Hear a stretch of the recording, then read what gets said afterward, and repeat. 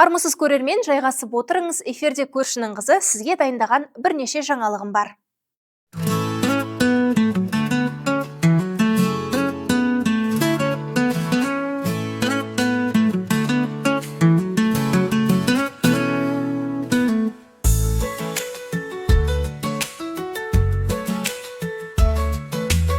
Біздің балалар туғанынан қолынан телефоны түспей, YouTube қосып бермесең бақырып жылайды ғой.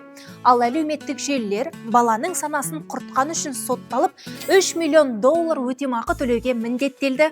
Оқиға ақш-та болған. Лос-Анджелестегі сот Instagram, Facebook, WhatsApp және YouTube платформаларын жасөспірімнің психикалық денсаулығына зиян келтірді деп таныды.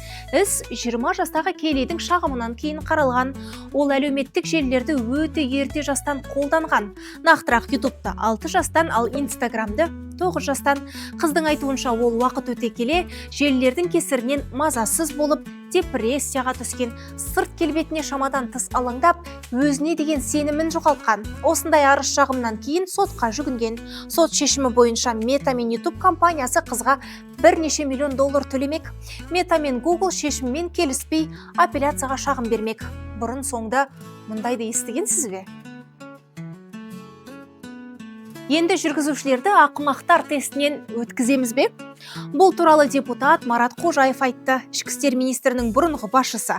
Қазіргі депутаттың сөзінше, жол ережесін жиі бұзатын жүргізушілерге жаза күшейтілуі тиіс.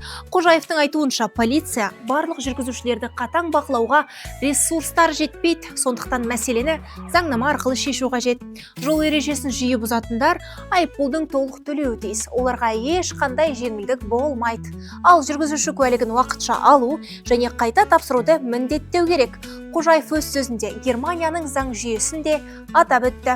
Онда жиі құқық бұзғандар арнайы психологиялық тесттер тапсырады.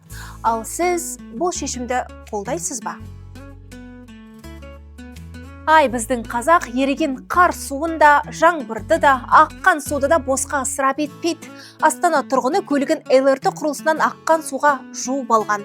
Әлеуметтік желіде жарияланған видеодан эстакададан төмен қарай судың күшті ағынмен ағып тұрғанын, ал жүргізушінің көлігін дәл соның астына қойып жуа бастағанын көруге болады.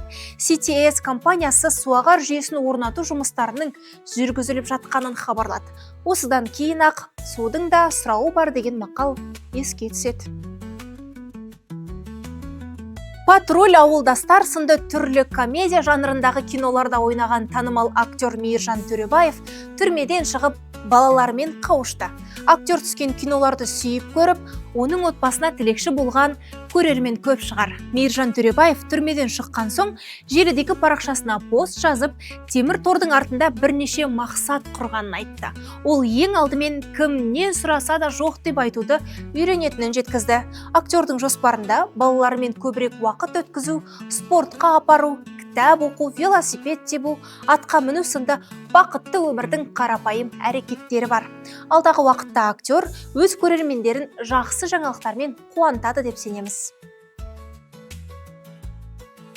Айтпақшы, көршілердің чаты шулап жатыр. Сенбі күні үйдегі жарықты 1 сағатқа бәріміз сөндірейік дейді. 2026 жылдың 28 наурызында Қазақстанда 1 сағатқа жарық сөнеді. Бұл жыл сайын өтетін жер сағаты акциясы. Сол күні сағат 20:30-дан 21:30-ға дейін ел бойынша ғимараттар мен үйлерде жарық символикалық түрде өшіріледі. Мақсаты энергияны үнемдеуге шақыру, экология мәселесіне назар аударту. Айтпақшы, бұл шара міндетті емес, әркім өз еркімен қатысады.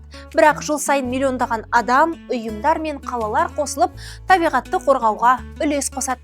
Сіз де көршіңізге айтуды ұмытпаңыз.